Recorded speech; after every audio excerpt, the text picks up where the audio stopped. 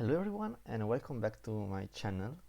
In this video we'll try to get some intuitions about the local level model, and we will develop the Kalman filter for the local level model. To recap, the local level model is a simple state space model. Our state vector follows a random walk and our observations differ from the state just by random error. Also, the observation vector for this model is distributed as a multivariate Gaussian with mean A1 and variance omega. To introduce the Kalman filter, I want to spend some words on omega.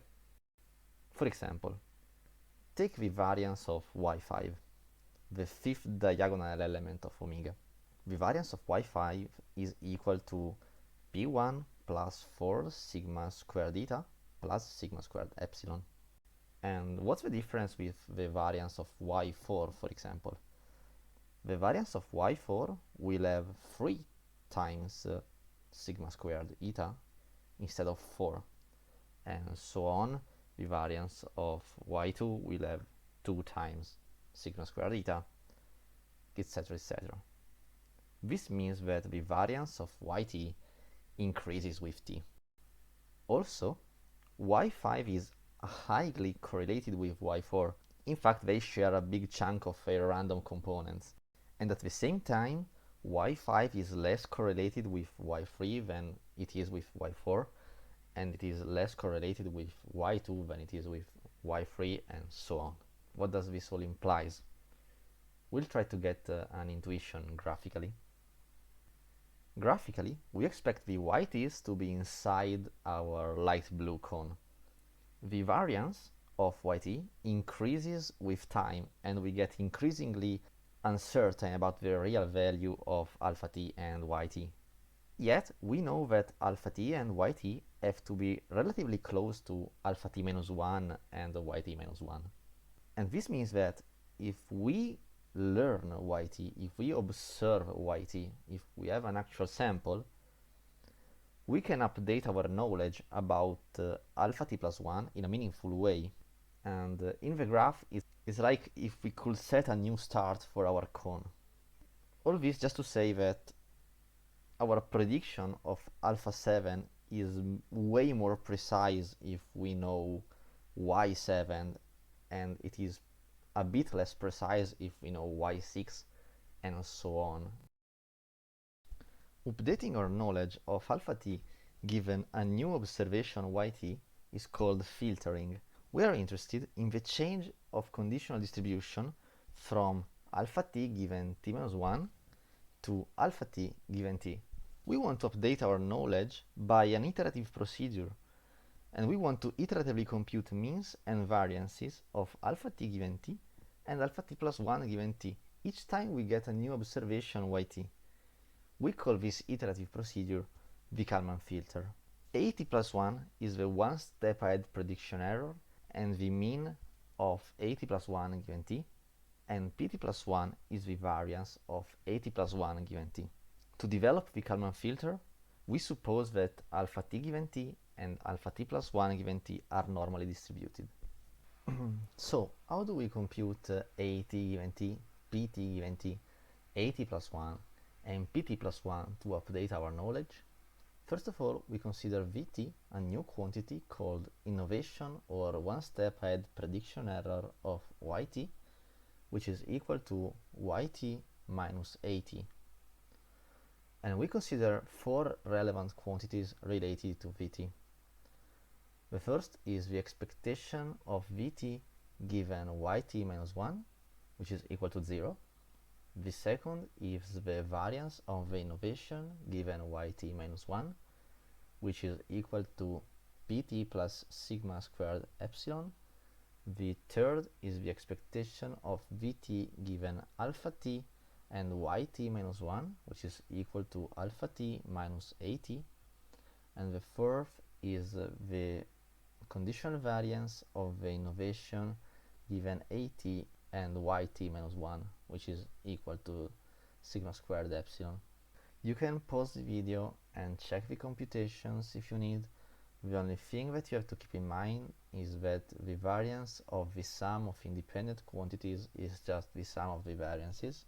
And then remember that the variance of alpha t is pt, the variance of epsilon t is sigma squared epsilon, and of course the expectation of at, which is our prediction of alpha t given the informations up to time t minus 1, is just a constant under the information yt minus 1. So once we have computed these four relevant quantities, we can just exploit a little trick, and it's really simple.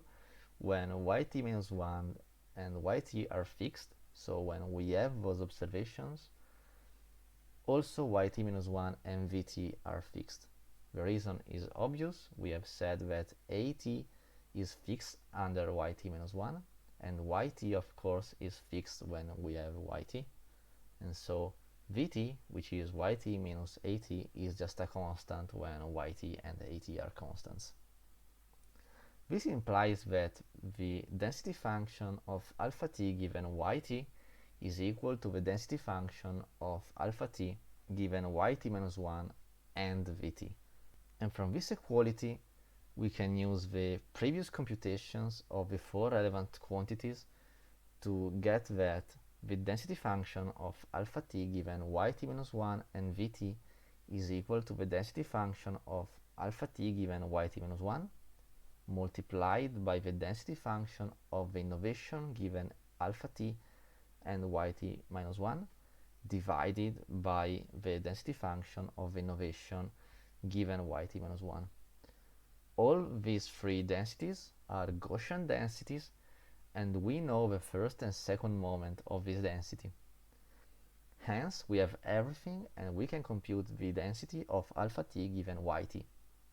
Again, if you need some time to check the formulas, you can pause the video and use the conditional probability formula to check for yourself.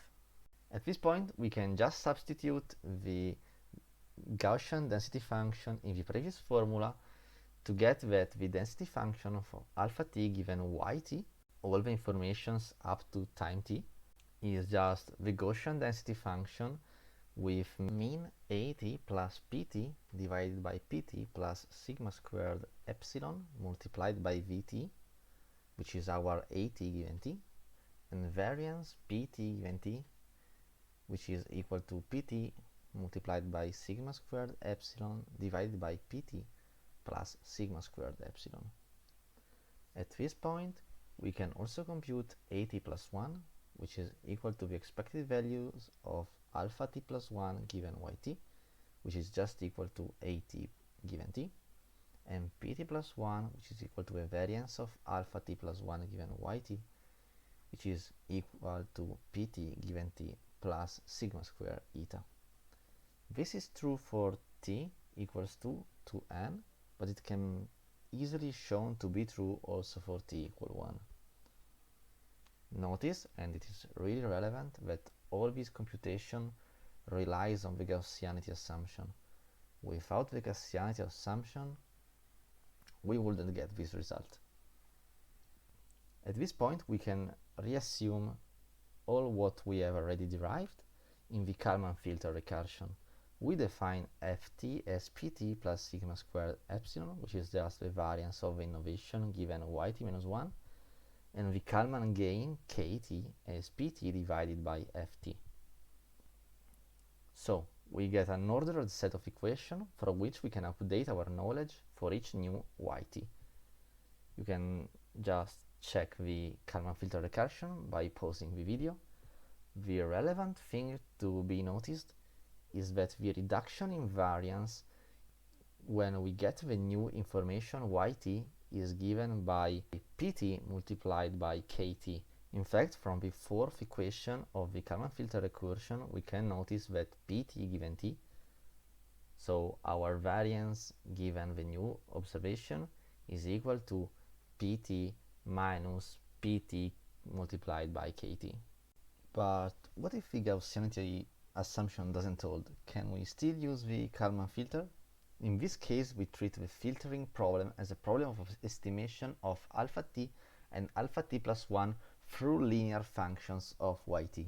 We want such functions to be unbiased estimators, and between these functions we'll take the functions with minimum variance. So how can we get to the Kalman recursion? First of all, we look for a linear unbiased estimator of alpha t hat, which is equal to beta plus gamma yt, a linear function of the observations, where b and gamma are constants under yt minus 1. Then we assume unbiasedness, and so we assume that the expectations of alpha t hat minus alpha t given yt minus 1 is equal to 0. Under this assumption, we can derive beta, and we get that our beta must be equal to at multiplied by 1 minus gamma. At this point, we can substitute our beta inside the previous equation for the estimator to find that alpha t hat must be equal to at plus gamma yt minus at. At this point, we want to compute the variance of the error of our estimator, and the variance of the error of our estimator is the variance of alpha t hat minus alpha t given yt minus 1. If you want to check all the computations and think about the formulas, you can stop the video right now, but I won't go into the details. Finally, we can minimize the variance by equating the first derivative to 0, from which we can get that gamma has to be equal to pt divided by pt plus sigma squared epsilon. We can notice that our gamma is just the Kalman gain. Finally, we can substitute gamma in our estimator with gamma hat to get that alpha t hat is equal to at plus pt divided by pt plus sigma epsilon squared vt, which is just our at given t from the previous derivation of the Kalman filter, and that the variance of alpha t hat minus alpha t given yt minus 1, once we consider gamma equals the Kalman gain, is just equal to pt multiplied by sigma squared epsilon divided by pt plus sigma squared epsilon, which is again our pt given t. Similarly, we can define a linear unbiased estimator for alpha t plus 1, and by the same arguments we can just get the same conclusions. Hence, the estimates given by the Kalman filter recursion are MVLUE. This is all. In the next video I will do some practice and show some properties of the model.